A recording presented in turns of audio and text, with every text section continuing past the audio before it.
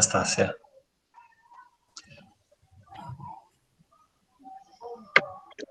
Да почнам? Може. Ајде. Добра вечер на сите и добро дојдовте на нашата 19-та поред ПХВ работилница. Денеска ќе се дружиме со некој што веќе бевме.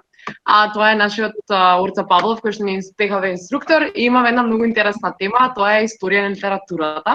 Јас сум Анастасија, инаку доаѓам од Куманово, активист и за ПХВ програмата можам да кажам дека откако почнав да ја следам онлайн, толку го смени видикот на животот и начинот на кој што ги перцепирам работите, не само што ми помогна да ги отворам хоризонтите на знаењето, меѓутоа ми придаде значеност на некои теми за кои што никогаш не сум мислела дека ќе се интересирам, така да беше добро да научиме нешто ново и секако поминатото убаво време, најголем таков ефект ми остави на мене, така да може да проминеме на техничкиот дел.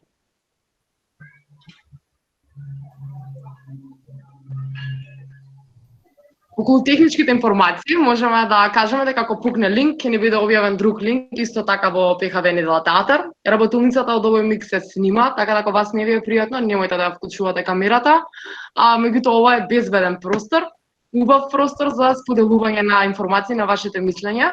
Работилницата јавно ќе биде објавена на ПХВ YouTube каналот, така да ако не сте биле во можност, можете да ја погледнете. Никој друг нема право да ја снима работилницата. Бидете на мјут кога не зборувате.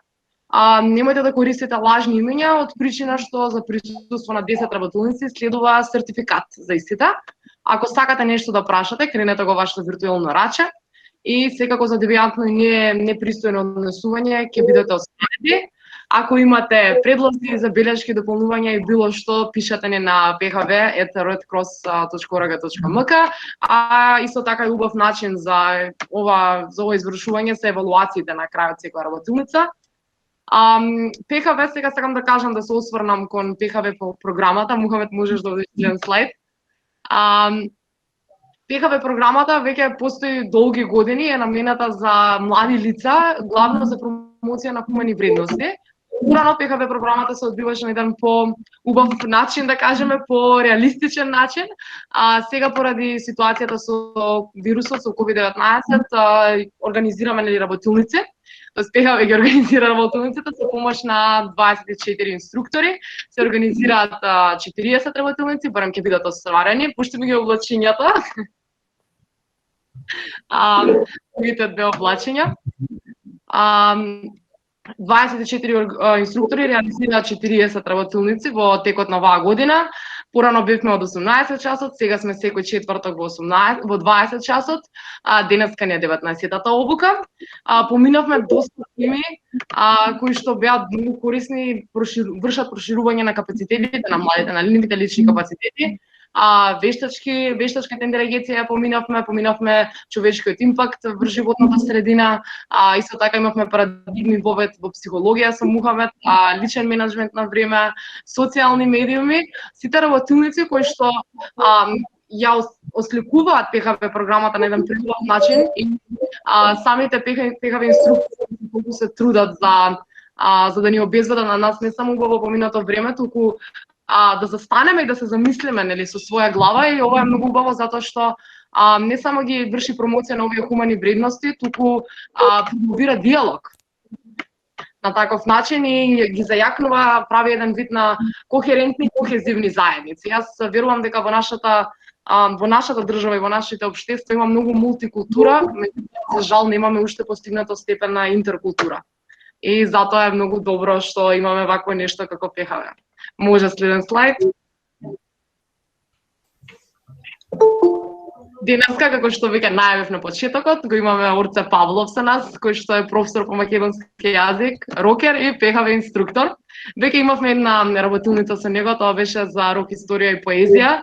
Јас Орце го памтам уште од многу одамна по овој цитат тука што е, ако нели не постои ништо, едно поголемо зло од убедување дека ако не можеш да направиш многу, не треба да правиш ништо. И го памтам по овој цитат уште ми се чини пред многу долго кога требаше да ни држи работилница, и многу ми е мило што денеска сме со него и што можеме да проследиме ваква една важна тема и многу интересна.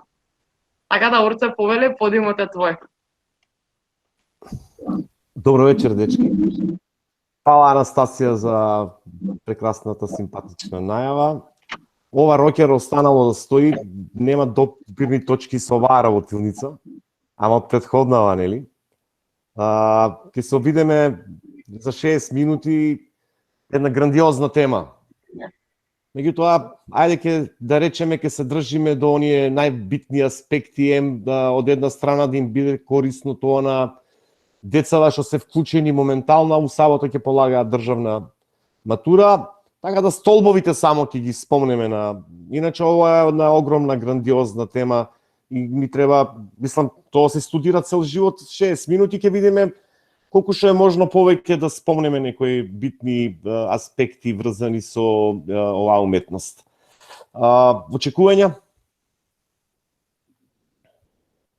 Да, сега можеме да ги... Еве, јас ќе го пројдам овој дел за очекувањата. Можеме сега наредниот слайд. Кои се вашите очекувања? Можете да дигнете рача, да ни кажете, или пак во чат да ни пишете како и секогаш што си правиме. Кристијан?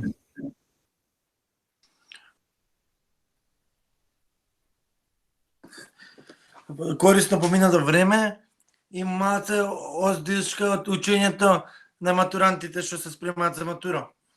Добро. Мартин, развојот на литературата, да. Дефинитивно ќе збориме за тоа.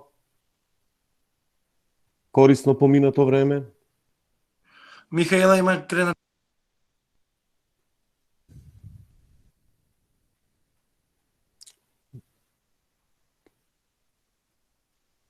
Ајде, дечки, очекувања. Што очекувате?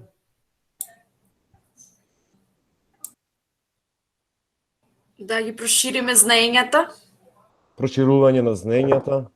Одлично. Па пред се да се запознаеме со поимот историја на литературата, како се движела таа историја и со што напреднала. Супер, одлично, фала. Значи, како можеме да следиме историјата на литературата? Или што е историја на литературата? Во кај историја на литературата може да стои. Добро, некој напиша добро поминато време, литературни правци, да, дефинитивно, од аспект на таа периодика која што ќе ја сработиме. Океј. Напишавме добро поминато време, кажа некој. Што значи литературата како уметност за човештвото? Дефинитивно. Интересно очекување да научиме нешто во врска со тоа.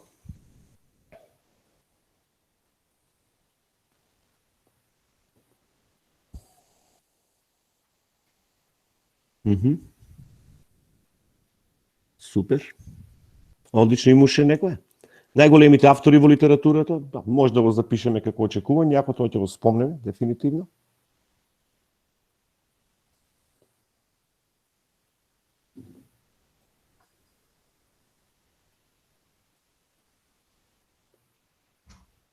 Океј. Доволно?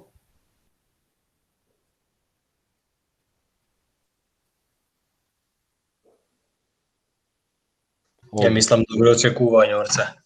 Да, мислам дека се окей.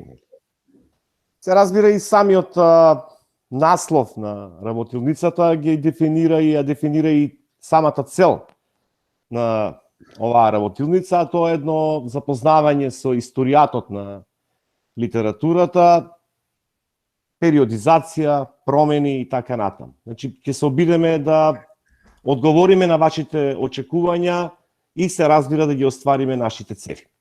Можеме да одиме со првиот слайд, Мухи.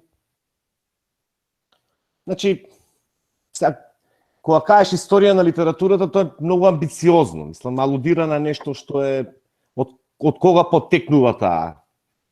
Не е точно прецизирано.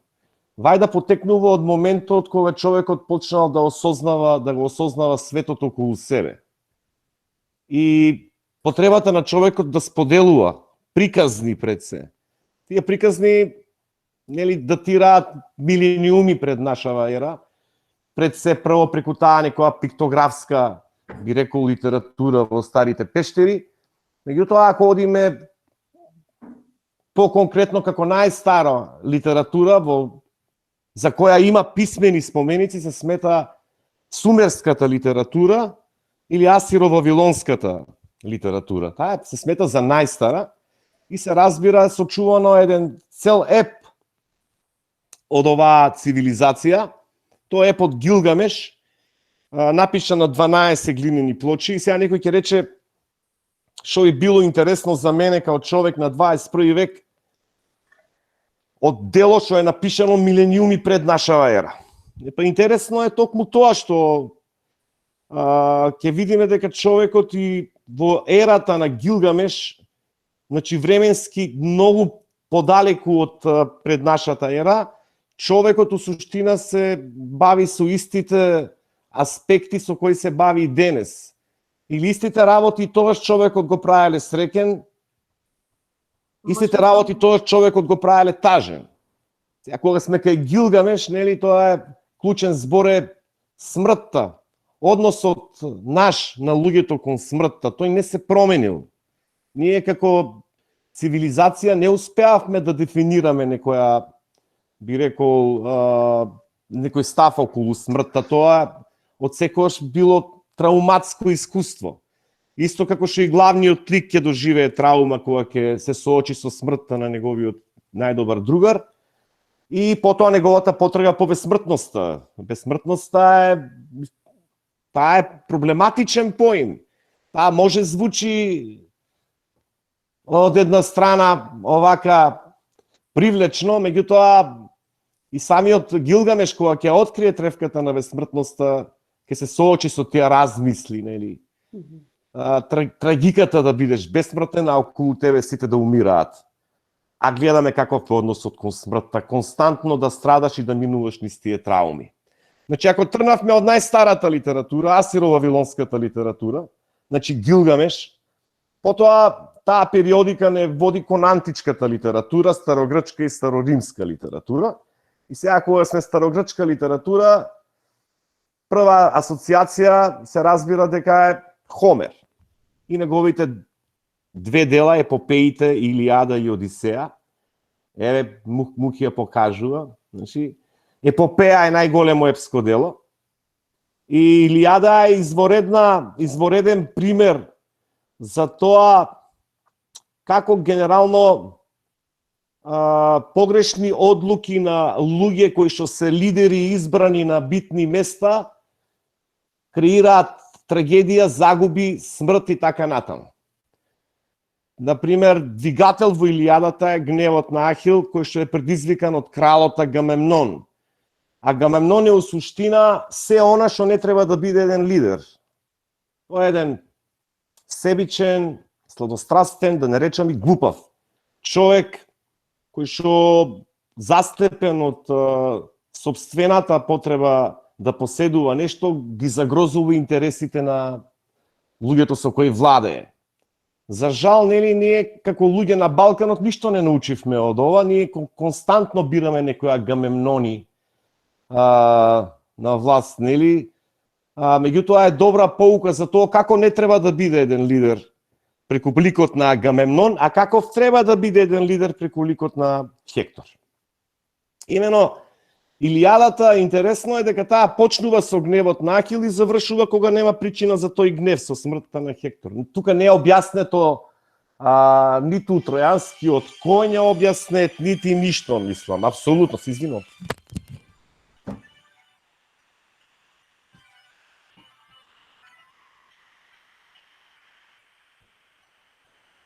И сега, еве, ако сакате да ви раскажам еден литературен виц, мора да бидеме подготвени, Браво, Симон! секакви ситуации се случуваат. Извинувам, дечки, сум заборавил телефонот да го исклучам. Не е проблем, може се повелете. Значи, започнува со гневот на Ахил, завршува кога нема причина за тој гнев со смртта на Хектор, нели, кој што од друга страна е еден синоним за една позитивна фигура и за тоа како треба да изгледа човек кој што е лидер, кој што се грижи за луѓето со кои владее, кој што прв се изложува, кој што е спремен да ги заштити. Значи, Илијада е како една од најмотните книги, у суштина една многу поучна димензија има, посебно за бурнава историја на Балканот, нели, за сегашниве аспекти, нели, начинот на кој што ние бираме лидери, како ги избираме, кои се тие аспекти кои што ги ставаме како приоритет и така натаму и така натаму. Одисеја се разбира, тоа е епопеја за тоа вечно патување на човекот. Една моќна, многу метафора, едно колоритно дело со голем број, би рекол, митолошки суштества. Во секој случај, книга за патувањето е тоа. Во старата литература некој ќе рече, вика, се е напишано во античка литература. Постмодернистите викаат дека се што е после античка литература е варијација на тема. Ајде да речеме дека таа теза можеби малку е предимензионирана, меѓутоа и не е многу далеко од вистината, нели? Сега тука сите трагедии на Софокле, пред се мислам на цар Едип, најтрагичната фигура во историјата на литературата, која што е приказна за судбината на човек кој што не може да го контролира својот живот, а е ставен во ситуација од која што никако не може да се извлече. Трагична фигура во секој случај, меѓутоа изморедна приказна дека и ние понекогаш не можеме да ги контролираме нештата околу нас. Поентава е како можеме да се носиме со сите тие аспекти на живење. Целата трилогија Цар Едип, Едип во Колон, Антигона и така натаму представуваат секоја за себе изморедна приказна на креација на карактери кои што се исклучително моќни и кои што во себе содржат содржина за која што може многу да се дискутира. Одеме понатаму. Јас сакам да искоментирам нешто. Да, повели. Бидејќи јас скоро го работев Гилгамеш Да. во прва година и морам да кажам дека делото е навистина фантастично и во некој случај летиме на небото, но во истиот момент и се спуштаме на земјата, буквално Да. така. Да, кога сме, фала Викторија на коментарот, сакам да кажам дека аспекти што се дадени во Гилгамеш, потоа се повторуваат во Библијата, конкретно тука мислам на потопот. Меѓутоа ќе видиме за тоа сега наредниот слајд. Да.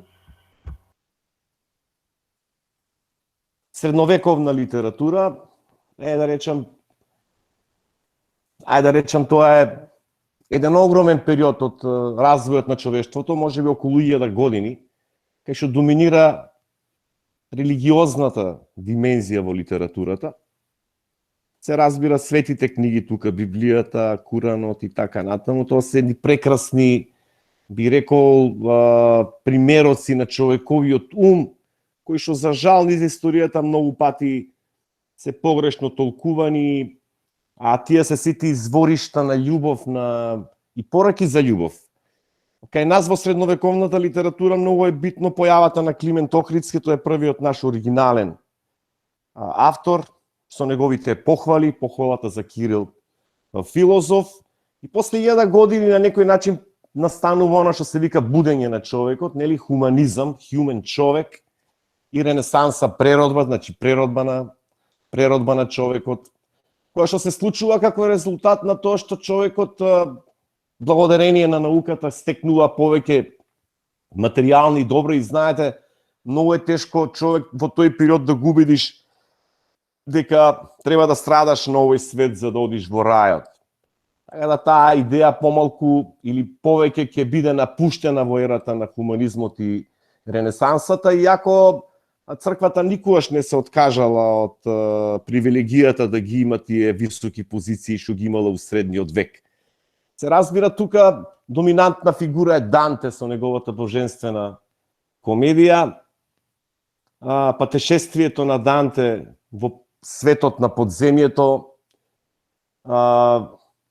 Посебно интересна е воведната песна кај што Данте се чувствува, наоѓа во една шума и се чувствува исплашено, безперспективно, безнадежно, обкружен со три животни кои што символизираат борба за власт, гордост, алчност, завист. И сега некако тоа на ситуацијата каде не потсеќа тоа, дека имаме состојба на една безнадежност, па луѓето мора да одбегаат. Таа безнадежност е предизвикана од константната борба за власт кај нас 30 години, од гордоста да никој не излезе и да признае грешка, да рече простете луѓе, сгрешив. Од зависта дека едноставно како средина некако во Македонија викаат се збори добро само за мртвите. Мислам дека тоа малку треба да го промениме. И се разбира алчноста. И сето тоа, например, Данте не опишал во божествената комедија во 13 век, а ние живееме у 21 век. Мене многу ми е жал кога ќе се соочам со такви факти, нели? Меѓутоа Данте не е Данте ако не понуди решение, нели? Тој е обкружен од тие три животни, пантер, лав, во густа шума од која нема излез уплашен, ќе дојде спасот преку Вергилий, неговиот учител, кој што пак го символизира знаењето. И тоа е пораката у суштина. Знаењето е одговорот на сите тие искушенија и прашања. Само знаењето може да не спаси, само знаењето може да не извлече од оваа ситуација во која што како, нели, да не речам на дното, не сме ни на дното, нели? Туку сме во состојба на константно и слободно паѓање. Знаеш, кога човек е на дното, ќе тресне на земја, па ќе се собира парче по парче, а ние некако слободно паѓаме така 1000 години и не знам до кога. И жално е што се препознаваме во такви аспекти во дела што се напишани 13 век, почетокот на хуманизмот во Европа, додека ние во Македонија ќе си имаме среден век до 19 век. Не се случува ништо. Во Европа веќе таа се гради, целата таа архитектура на која што се восхитуваме, тие градови, Венеција, Фиренца, сите тие се изградени во ерата на Ренесансата, нели? Кај што доминира потребата на човекот да ужива во животот, да биде естета, да ужива во убави работи, во убави нешта, да се отвори, да заборави на аскетските тврдини од средниот век и да пушти малку светлина, нели, во животот. Данте, потоа, тој си креира некоја своја лична пресметка со негови истомисленици, што нам ништо не ни значи, меѓутоа како дело е дефинитивно незаменлив во тој период. Петрарка исто автотворец на сонетот, нели? Најубавите сонети ќе ги напише за Лаура, таа негова платонска љубов. И Данте Алигери исто така инспирација му е платонска љубов. Таа во суштина најубава љубов, може да си сакаш кого сакаш. И да си страдаш колку сакаш, може дури песни да пишуваш за него, нели? Дури нашиот Кочо Рацин, Раца е платонска љубов, не? И изникнале најубавите песни во кои што жената е идеализирана. Зошто е идеализирана во делата на Данте и на Петрарка? Затоа што никогаш не биле со неа. Се ја замислуваат, се ја идеализираат, си креираат една прекрасна перцепција за неа. Не дека не би било поинаку и да биле со неа. Ренесанса, кога се каже, прва асоциација се разбира Вилјам Шекспир, англиска ренесанса. Контраверзна фигура од аспект на тоа дали Шекспир постоел, дали не постоел и така натаму, меѓутоа науката се држи до фактот дека Шекспир бил реална фигура која што зад себе оставила драми кои што ден денеска се играат во театрите ширум светот, од проста причина што да ги читаш драмите на Шекспир не значи ништо што се напишани во период кога тој живеел. Тие се многу не допираат и нас денес, нели? Конкретно Хамлет, нели, таа негова вечна дилема to be or not to be, да се биде или не. Дилема за помеѓу живот и смрт. Кај што Хамлет поради неговата глупава мајка е ставен во една абнормална ситуација на син да не знае како да се однесува. Се наоѓа во, ја би рекол, најтешката форма на морална дилема. Дали да живее и да молчи со убиецот на својот татко, или да се освети со тоа да си потпише смртна казна. Значи тоа е дилемата за живот и за смрт. Најтрагично е дека мајката на Хамлет дури ни до крајот на делото не е свесна да свати каква штета има направено. У суштина таа е двигател на сета трагедија таму. Затоа што таа кога брзала да се омажи за деверот, значи ништо чудно дека и пред тоа била во некоја недозволена врска со него и на Хамлет тоа му е јасно, затоа што Хамлет не е глуп. Разврската на крајот е таква каква што е, нели? Шекспир се разбира дека пишува и комедии, меѓутоа во трагедиите е тој дефинитивно најмоќен и како според принципите на античката трагедија, колку повеќе скрв на крајот, толку повеќе се засилува трагичното действие. Сервантес, Шпанија, исто, шпанска ренесанса, Дон Кихот. Некој ќе рече зошто би ме било интересно дело да читам за некој лудак кој што се качил на конј претправен во витез и се бори со ветерници. И навистина на прв поглед е така. Меѓутоа, не сте свесни колку Дон Кихот е актуелно дело денес. Не? Затоа што од што страда Дон Кихот? Од изгубена перцепција за реалност. Значи тој нема перцепција за реалност. Сите гледаат ветерници и викаат, не се ветерни, тоа джинови се борам со нив. Сите гледаат кафана, тоа е дворец во неговата свест. Некој ќе рече, добро, па луте. Па добро. Полуделот, што полудел? Значи, тоа е последица, а причината е читање витешки некои романи, но ровучение немој да читате за да не станете како Дон Кихот, да не полудите. Меѓутоа, во суштина на ровучението сосема поинакво.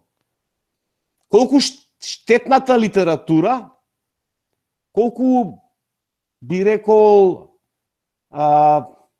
сега литература не можеме да збориме за тоа, еве моментално многу популарни се кај нас со децении на нас за овие сапуници, без разлика дали се шпански, турски, српски и така натаму. Во кој што ништо не е реално, нели? Таму ликовите се сите црни и бели, или се многу добри, или се многу лоши, исто како у витешките романи на Дон Кихот. И сега интересно е дека сите се идентификуваат со добрите, сите плачат со нив. Никој не се идентификува со лошите. Кај се лошите? На месечината ли се лошите? Не се.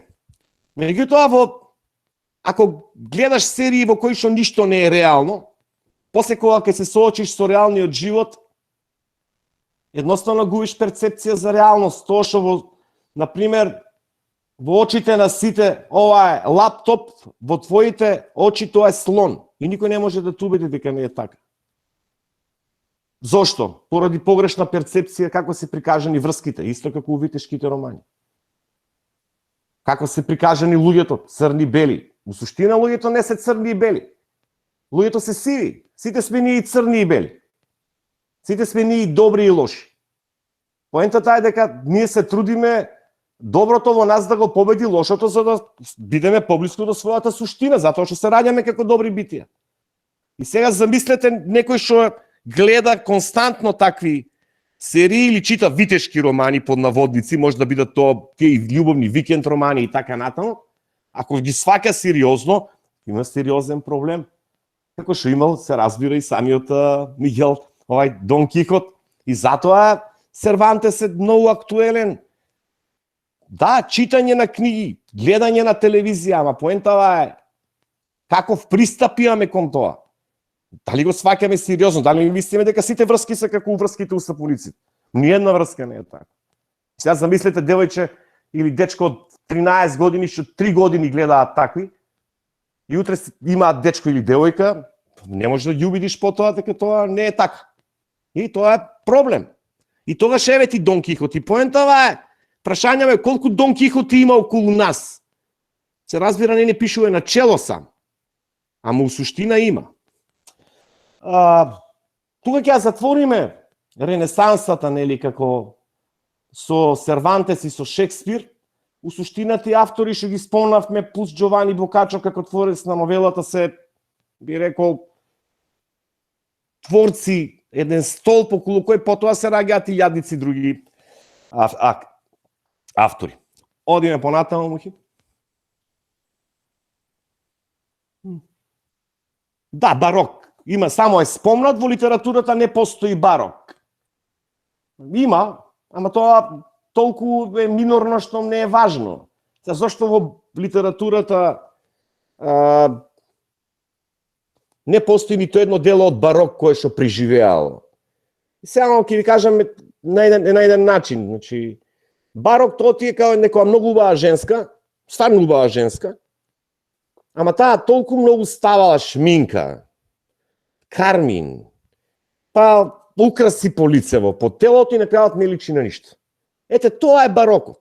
Значи, у суштина литературата е добра, ама многу стилски фигури, многу метафори, тоа никој жив не го разбира, тоа е комплексно и сложено.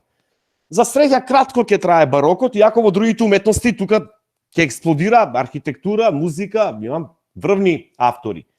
Класицизам тој е врзан со Франција, врзан е со Кинг, Солеј, Кралот Сонце, Луи, државата тоа сум јас, и тука се разбира, повторно се пишуваат дела по угледот на античката литература. Доминантен автор тука е Молиер со неговиот Тартив. Нели Тартив, кога кажеш, ново актуелно дело е Тартив. Црквата веднаш го забранила Тартив. Затоа што Тартив е синоним за лажна набожност. Тартив е синоним за она што црквата не смее да биде форма. Кај нас црквата е форма, во голема мера. Што значи тоа форма? Тоа значи ќе му пропастам животот на некого и ќе имам во црква ќе запалам 58 свеки. Прости Боже, ќе си одам. И готово. Ужас, катастрофа. Тоа е Тартив. Не може, не оди тоа така. Не оди тоа така. Знаете, пак ќе ме речат дека сум малку носталгичен, меѓутоа немам ништо против црквата, супер и против сите религии ништо немам против. Меѓутоа, кога бев ја мал, никој не одеше на црква, а луѓето душа дава еден за друг, како му се случи на некој некое зло, 100 души рипат да му помогнат.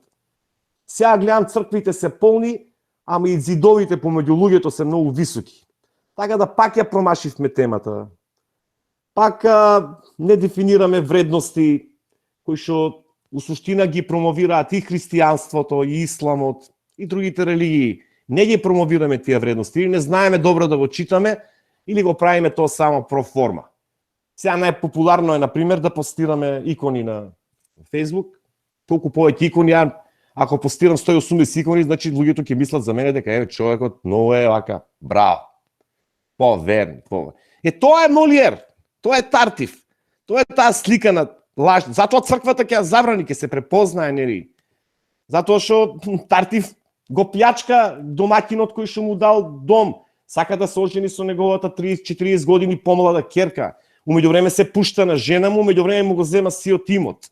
Значи стално викаме зема. Сега малку од малку ако сме прочитале христијанска филозофија, таму нема зема, таму повеќе треба да има дала. И тоа е поентава. Молиер, мислам, бил извореден, така ги, на некој начин знае убаво да ги тагнува нештата. Так, како што треба. Се разбира на крајот казната ќе стаса, затоа што очите на Луи гледаат секаде, а Молиер бил другар, добар со Луи. Ако не бил добар другар, можело да му летни и главата, нели?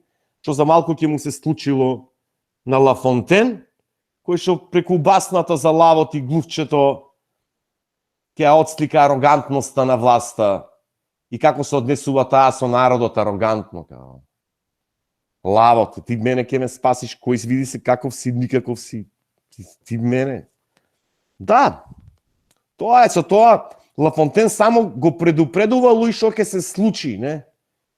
Го предупредува затоа што неговиот наследник знаеме како ќе заврши, нели?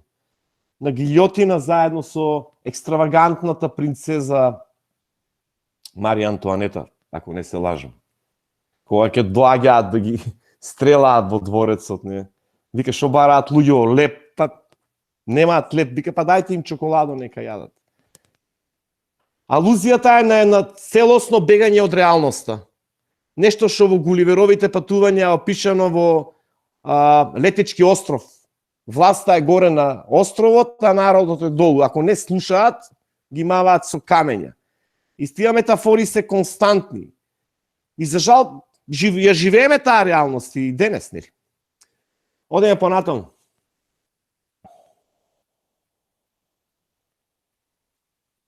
Просветителство, ја спомнавме. Даниел Дефо, Славење на разумот. Една многу корисна книга. Робинзон Крусо и Пустиот остров, не? Сите ја знаеме таа приказна, многу пати и филмувана. Меѓутоа, поентава е друга во делово. Поентава е дека човекот е мултифункционално битие. Например, Робинзон кога стасал на островот не знаел да лови риба. Не знаел да шие, не знаел ништо да прави. Сега ако не улови риба, ќе умре од глад. И тој се нервирал многу. Ама секој ден вежбал, упорен, уловил риба. И јадел, и супер се чувствувал после тоа. Поентава е, дали ние можеме да бидеме до некаде упорни или најчесто се откажуваме уште при првата препрека. Па ќе речем, ја ова не може. Толку. И на тој начин ние не знаеме у суштина генерално. Некој крена рака? Повели? Мартин. Предавање никад не е опција да се бориш во животот за нешто. Да.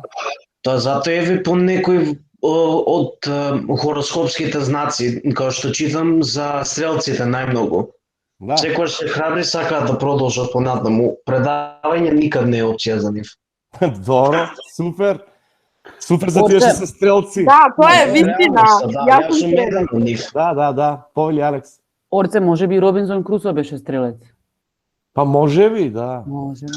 Да се направи истражување. Ништо, не поентава е дека ние луѓево секогаш се одиме по линија на помал отпор. И не сакаме да се откриваме себе си, не знаеме ние уствари за што сме способни. Ние само мислиме, одбираме некоја димензија и се држиме за тоа као слепи за стап. А Робинзон е доказ дека со упорност не постои цел која што ќе си ја постави човека да не може да ја оствари. И сега ја да не се правам дека јас сум исто на втора утка готово, депресија, се откажувам толку. Меѓутоа поентава е дека не морате тоа да го правите вие. Така е, никогаш не сме свесни. Ама факт е дека Робинзон Крусо е книга баш поради тоа збори за мултифункционалноста на човекот. Тоа е мултифункционално битие. И дека само треба да вложи, не знам, труд и за да ја оствари таа цел. Потоа доаѓаме, може би за мене омилена книга е тоа. Гуливеровите патувања е една од најмотните сатири во историјата на светската литература. Обично знаат сите таа првата приказна кога Гуливер во земјата на џуџињата. И таа е за децата интересна од аспект дека е авантура. Меѓутоа, Гуливеровите патувања е се само не наивна книга.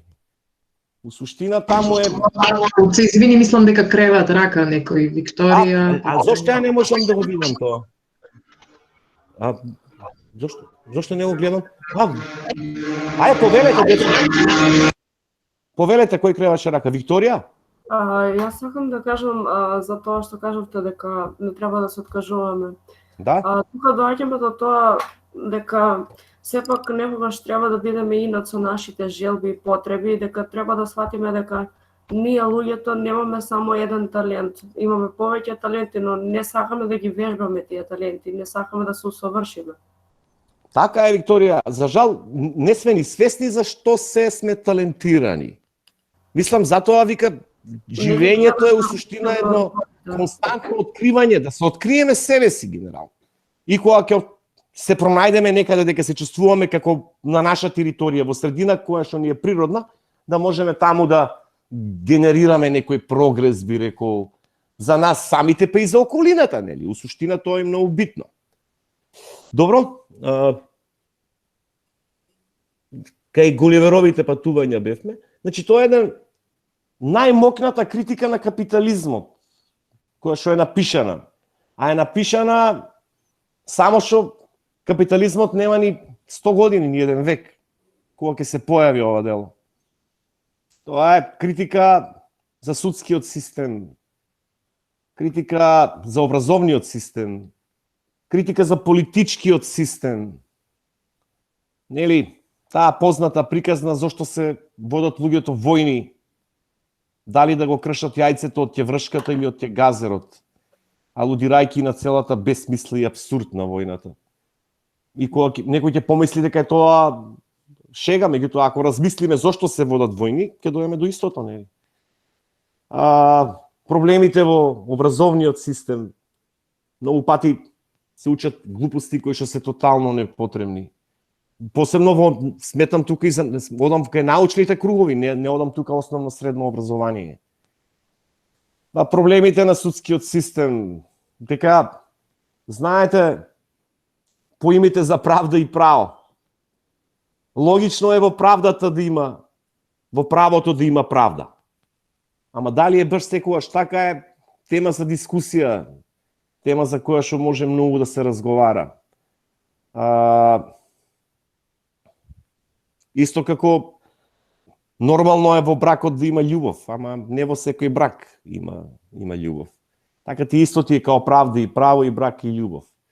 Мртва буква на хартија и доаѓаме до состојба кога се манипулира со вистината.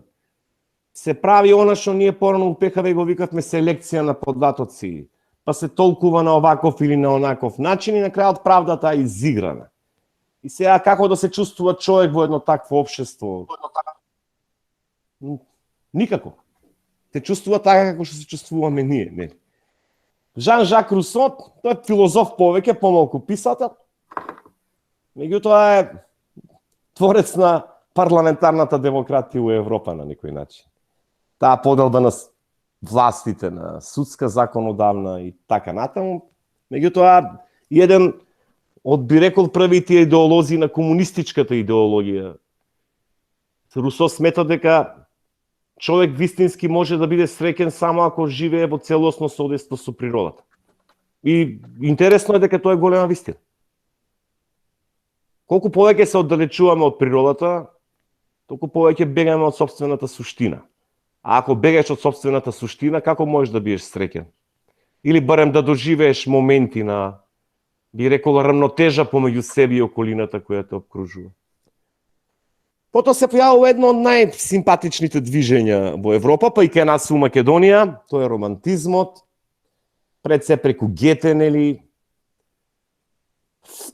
Фауст, или страданијата на младиот Вертер, тажната љубовна приказна за Вертер, нели, сите сакаат да веруваат дека Вертер се убил поради љубов. И така е напишано и у книга, а тој не се убива поради љубов. Многу малку луѓе се убиваат поради љубов. Тоа така луѓето сакаат да креираат симпатични приказни, нели. У суштина за се тој негов чин стои една исклучително моќна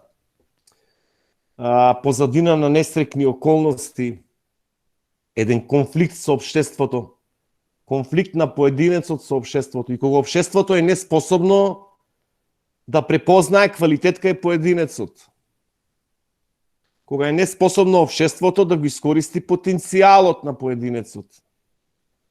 Една од причините поради кои се убива Вертер се разбира неадаптабилноста, не може да се адаптира во овој систем.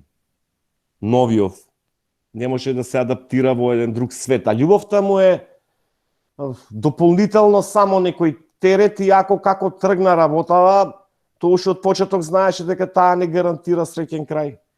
Колку можеш да имаш среќен крај во врска со девојка што е зафатена или е мажена? Тоа може да има среќен момент, ама никој не може да има среќен крај. Дефинитивно. Многу млади ќе се идентификуваат со Вертер. Тоа говори дека многу млади во Европа ќе се соочат со елементот на неадаптабилност. Или што би рекол Гане Тодоровски, што да правиме ние, што го немаме тоа седмото сетило на снаоѓањето. како ние да живееме. За жал, и Вертер го немал тоа сетило седмо, и голем број на луѓе го немаат тоа седмо сетило, неве некако екзистираат со голема мака. Викаме во општество во кое што треба да знаеш добро да пливаш. Ја не знам да пливам. Повеќе се давам од што пливам, меѓутоа еве се трудам да ја држам главата над површината. Меѓутоа не као ја туку како уникатна појава, туку како дел од огромен број на луѓе кои што го делат истото чувство со мене, истата таа емоција. Во Англија Байрон ќе се појави. Поемата Странствувањата на Чайлд Харолд, која што од еден интимен пристап ќе се претвори во една химна на слободата. Интересно е дека Байрон во таа поема ќе ни прати порака на нас, македонците, велејќи дека треба сами да се избориме за својата слобода, дека не треба да чекаме помош од страна. Затоа што вика тие што ќе те ослободат ќе станат ваши нови поробители. Ете за жал како некоја клетва се исполни пророштвото на Байрон. Не? Нашите ослободители станаа наши нови поробители.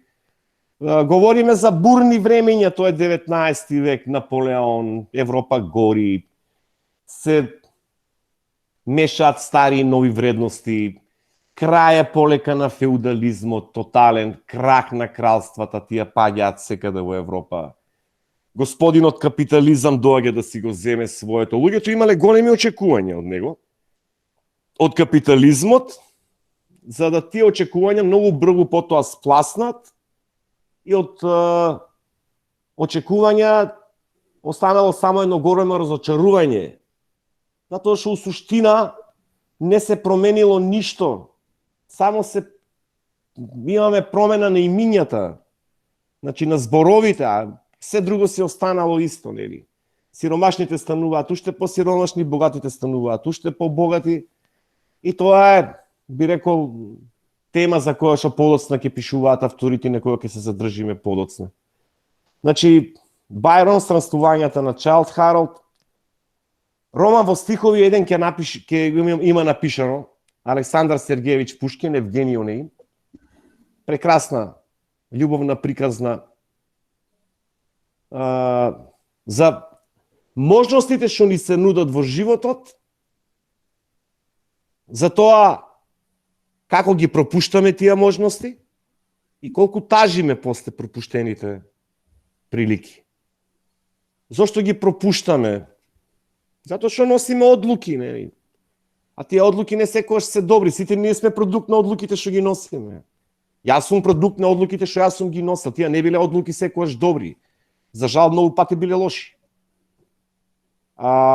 Исто и Евгенија Онегин ќе донесе една таква одлука, која ќе одбие една храбра жена која што ќе се одважи да му ги каже емоциите, да му признае дека го сака и тој ќе одбие понесен, можеби од неговото его, можеби од неговата, би рекол, моментална величина, за да потоа, после известен период, у суштина, кога ќе ја види во една друга димензија дека таа веќе е мажена, кај него се раѓаат сосема спротивни емоции. Па сега тој се наоѓа во позиција да коленичи и да моли. Меѓутоа, нели, во животот секогаш имаме прилики, или ќе искористиме приликата, или ќе живееме со последиците на пропуштената шанса. Ама и го имаме и богатството да се сеќаваме на тоа, па како би било, шо би било и така натам, ако може тоа да биде некоја утеха. Не знам колку на Евгенија Онегин му е тоа утеха. Меѓутоа, животот и непредпазливоста при носењето на одлуки дефинитивно ќе му го уништат животот на Онегин. Тоа е непромисленото убиство на поетот Ленски, одбивањето на Татјана, сето тоа се одлуки кои што ќе го дефинираат. Свестување секогаш има, секогаш постои едно добро утро, еден поглед у огледало, кој сум, што направив, дали можам да ги поправам нештата, и тука доаѓаме до таа катарзична негативна димензија дека едноставно не постои временска машина. Не можеме да вратиме ништо назад.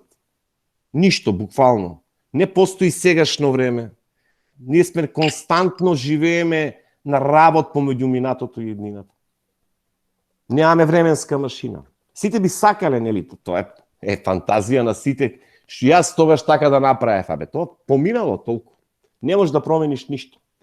Затоа у суштина не треба да се нервираш за тоа што поминало, затоа што не можеш да го промениш, нели? Ако можеме некое наробучение да извадиме од ова. Одиме мухи реализам. Балзак, не?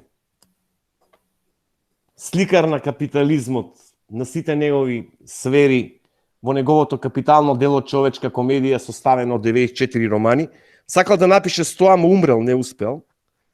Умрел само што се разложил. Цел живот бил многу должен. Бил катастрофален предприемач. И на крајот кога ќе се ожени за една грофица, таа ќе му ги плати долговите и ќе умре. Викам, да не се оженел, да не му ги платиле долговите, можеби ќе успел да ја заврши човечката комедија, а му требало уште 6 романа да напише до 100. Ама еве не успел, не. Меѓутоа и она што го, ако во божествена комедија на Данте имаме слика на подземниот свет, во човечка комедија на Балзак имаме слика за општеството во кое ние живееме.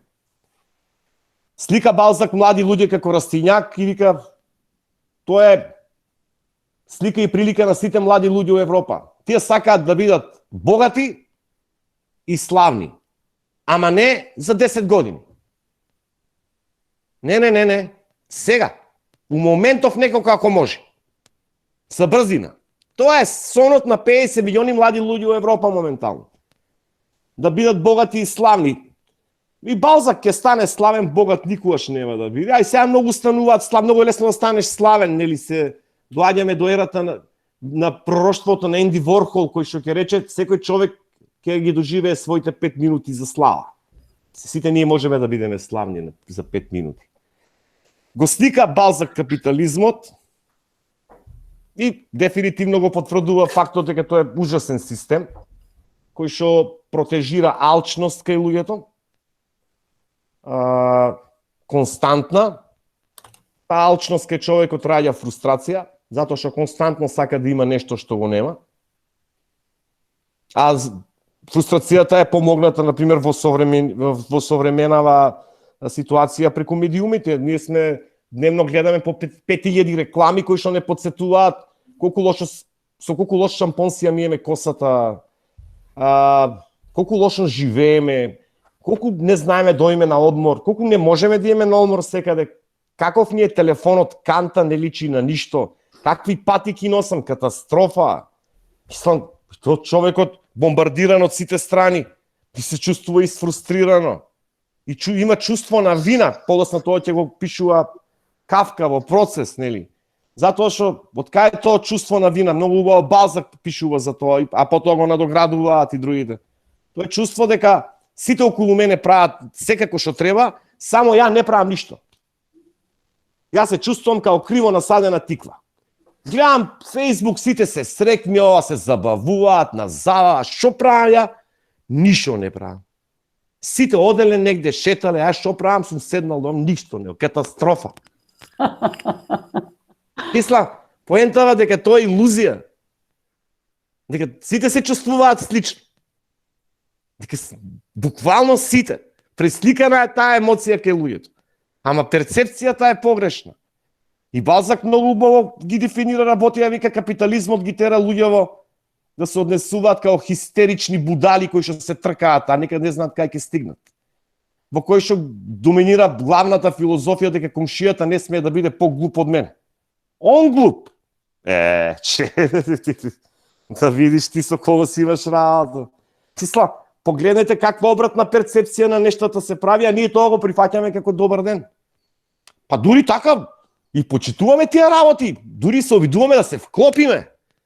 Ислам тоа говори за лудилото на човекот во 20 век, кој што изворедно ќе го опише Балзак во книги од 19 век во неговата човечка комедија, сликајќи ги најдолните, би рекол, аспекти на човековата психологија. Достоевски, тука да не ни зборам, нели, тој психолошки реализам, чувството на вина. Пак, и сега што зборевме преска за дека ќе направам греф, пак имам ќе запалам 78 свеки, прости Боже, и ќе си одам. Ако го прочитате Злосторство и казна, ќе видите дека тоа не оди така. Дека за да се исчистиш од греф, треба буквално да ги поминеш 9 круга на пеколот. Да се покаеш, ама не да се покаеш од типот прости Боже и кисјолом. Кајањето е страдање. Така се мие човековата душа со страдање. Така само може да се исчисти човек од грев. Погледнете го Раскојников после убиството на бабата низ што поминува. На крајот затворот, но не е казна, тоа е олеснување за него. Казната е пред тоа, казната е во неговата свест. Казната е во она што ние го викаме совест. Тој не ја ни убива за пари. Тој ја убива зошто? Затоа што чувствува притисок, дека треба нешто да прави во животот, еве тоа што го боревме сега пред малку. Значи сите нешто прават, а тој седи лежи у собата. Тој знае дека е гение, дека е гениален ум, ама некако ништо не се случува. Ништо. Тој е чувствува дека е предодреден за нешто големо. Ама ништо не се случува и на крајот тој решава дека ако убие бабата, нешто ќе се промени. Вика, зарем таа баба да стоеше пред Наполеон, немаше би тој да ја убие за да го постигне тоа што го постигнал. Да, ама Раскојников очигледно не бил Наполеон. Бил обичен човек, кој што ќе ги мине сите фази на страдање за да успее да си ја испере душата, ако воопшто е возможно такво нешто. Меѓутоа дефинитивно извонреден роман. Одиме понатаму, брзам. Орце сага Михаела нешто да кажем. Михаелче, повели. Па сакав да искоментирам за злосторство и казна. Мене Да, многу ми се повели. допадна тоа дело. Да. И како што самиот кажавте дека се што Раскојников доживел, тоа е во неговата глава. И идејата на Достоевски за се состои во самиот наслов злосторство и казна, затоа што за секое злосторство постои одредена казна и Раскојников за убиството сам се казнил, а не затворот. Тој неговата казна најголема е тоа што самиот се одредил, а тоа е дека тој западнал во една животна криза, во еден делириум и се што тој гледа, тој си го тоа е во неговата глава. Тој е Така е, Михелче. негова. Одлично. Меѓутоа погледни сега чисто компаративно. Покрај Раскојников има уште еден лик таму, Разумихин се вика. Тоа е исто катастрофална состојба. Нема леп да јаде, ама погледнете каква е неговата перцепција за живот. Позитивна, се бори. Да, многу преведува. позитивна. Тие се многу спротивни ликови. Многу спротивни Затоа и се ликови. даде као контратежа. Меѓутоа сега може да избереме ние да бидеме Раскојников, да паѓаме у депресија за било шо, да гледаме у таван цел ден, да се самосожалуваме, зашто никој не успее да го види тоа што го имаме во нас како некоја светлина или гениалност, или како Разумихин да се соочиме со реалните проблеми и да бараме вредност преку константната борба во живењето, во животот. Во суштина, тие се два контратежи во делото и се уствари две перцепции за живот. Што сакаме? Достоевски вика, не постои пекол и рај. Вика, уствари постои му главата, а ти ќе избереш кај ќе живееш. Сега, може би тоа е друга тема, меѓутоа интересна е, ако човек размисли малку. Одиме понатаму, модерна литература, значи веќе сме 20 век. Се разбира, таа е дефинитивно обележена со појавата на Албер Ками, на Странецот. Еве еден човек странец, зашто делото се вика Странец? Знаете што е Странец? Што прави општеството со оние што се различни од нас? Како општеството се однесува кон нив? Знаете како се однесува? Ги убива. Не смееш многу ова да бидеш различен. Точно е дека Мерсо ќе убие тамо, ќе убие некој араб. Ама не му судат, не му за арапот. Нема да му суделе за арапот, познавајќи ја западната демократија, тој ќе добие условна казна. Затоа што е французин, у Алжир, убил араб у самоодбрана, условна казна, готово. Нема ни да го казнат, нема ни да лежи. Ама поентава не му судат за нешто друго. Му судат затоа што е странец, затоа што е сосема поинаков. Прво затоа што е искрен. Трагедија да бидеш искрен. Луѓето не се искрени воопшто. Луѓето многу ретко го зборуваат тоа што го мислат. Луѓето повеќе го зборуваат тоа што другите сакаат да го слушнат од нив. А Мерсо го зборува тоа што го мисли. И тоа не му се допаѓа на никој. Така е, Тања, одлично. Општеството ги дискриминира таквите ликови. Немаме ние чувство за некој што е многу различен, нели? Генерално, ако може онака еден чук поглава, што сега овој тука ја расипува прекрасната перцепција и хармонија во која живееме, на што личи тоа? Ете таков е Мерсо. Не дека Мерсо е лик за оправдување, тој е рамнодушен. Меѓутоа, поентава е зашто му суди општеството, тоа е тема за размисла. Односот наш кон оние што не се како нас. Односот наш кон оние што не размислуваат како нас. На крајот го стрелаат. Тоа е. И тој вика се надевам дека на площадот ќе има голем број луѓе и ќе аплаудираат, ќе бидат восхитени поради тоа. Нели? Тоа ти како некој училиште вика има многу лоши деца, вика многу лоши деца, лоши, катастрофа деца е у тоа школа. Тај клас вика ужас, катастрофа. Предлог, да ги стреламе, што? Одеси на площад да ги и така ќе бидеме супер, нели? Затоа што лошите ќе ги стреламе. А сега по кои критериуми се тие лоши? Зошто се лоши? Зошто ние како општество дефинираме таква перцепција и таков став? Тоа е тема за, мислам, многу поопширна и многу поширока тема. И тука некаде сме при крај, така? По време до 20 век стасавме, нели? Постмодерна, тоа е ерата у која ние сега живееме. Ние живееме сега у ерата на постмодерната. Според постмодернистите не постои оригинално дело, се е препис. И не се укриво, мислам. Сега препис. Не во права смисла на зборот, ама сите ние сме изложени на милион впечатоци, па кога тие впечатоци ќе произлезат од нас, сети ќе има и нешто ново, меѓутоа ќе се чувствува влијанието на оно што сме го веќе виделе, прочитале, немам. Постмодерна, кога се каже, мене веднаш ми на Венко Андоновски ми текнува. Наш македонски постмодерен автор. Ми текнува и на голем број други гениални автори. Постмодерната у суштина, таа сега се на некој начин метаморфозира, се менува. У суштина тоа е реализам. Литературата се повеќе и повеќе се труди да биде реалистична. Знаете, делата на постмодерната се разликуваат од делата од 19 век. У дело од 19 век имаш 58 страни опис на катедрала некоја. Мислам, кој денес ќе чита тоа? Нема шанси.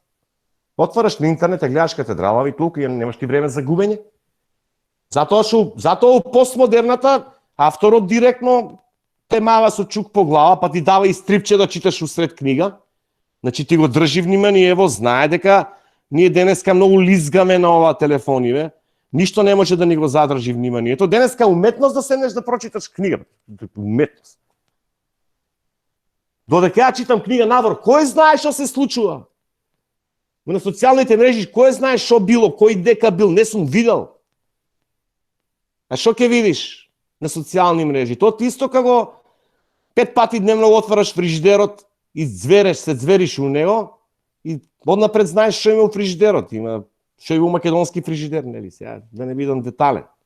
Меѓутоа тука е на тегла евар нешто сувоместно, некоја маслинка. И после пола сат пак го отвараш и пак гледаш у него.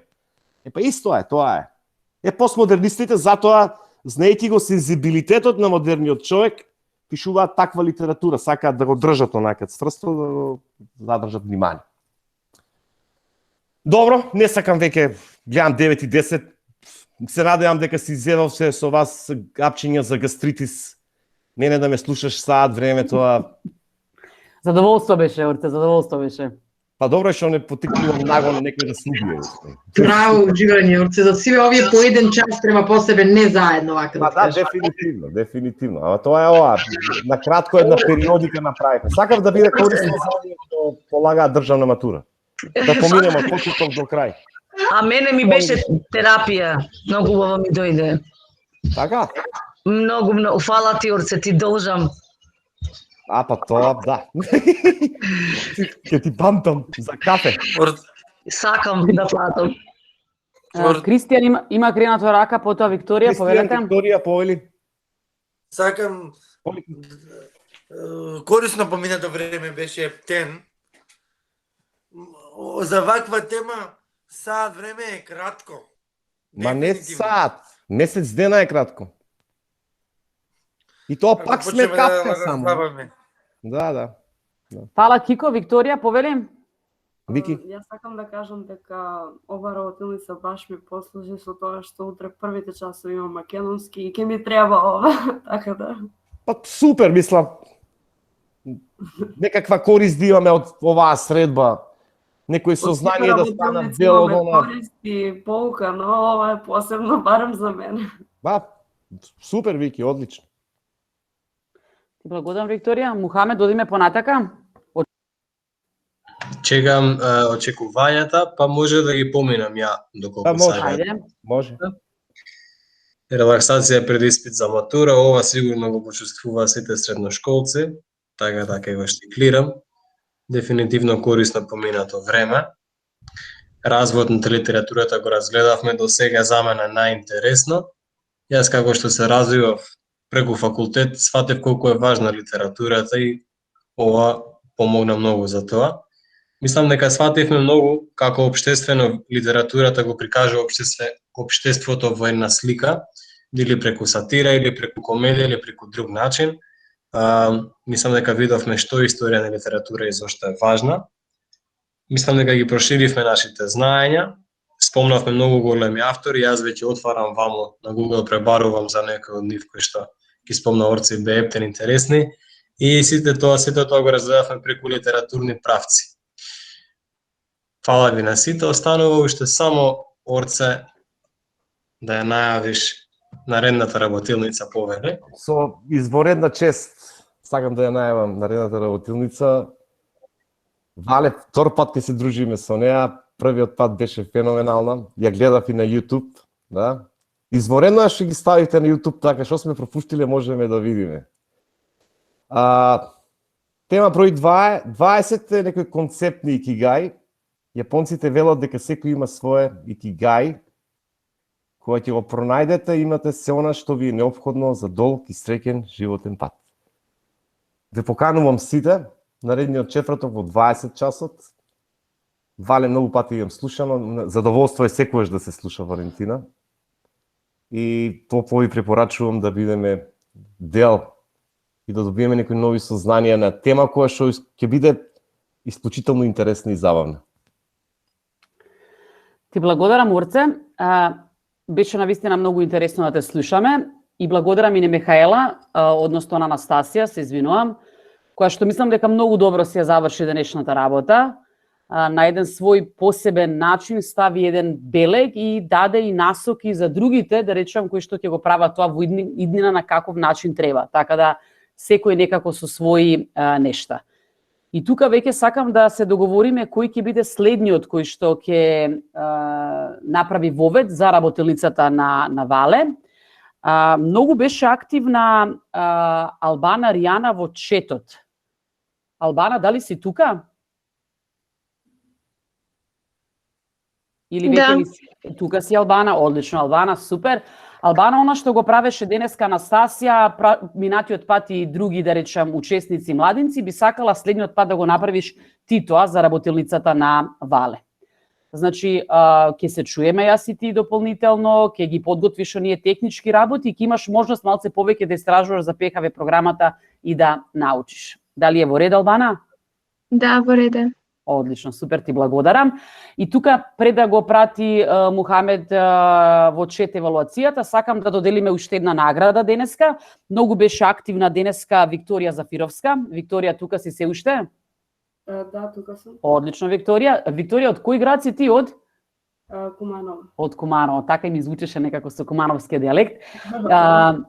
Значи, Викторија, тебе ти доделуваме една награда која што ќе видиме утре, ќе искомуницираме на кој начин ќе ти ја доставиме, а можно е дека се доставуваат нештата, бидејќи имавме еден подарок кој што патуваше до едно место до Гевгелија и Милчо денеска ја заврши својата работа и го достави подарокот. Така да Куманово е блиско и ќе најдеме начин како ќе си ја добиеш ти својата награда.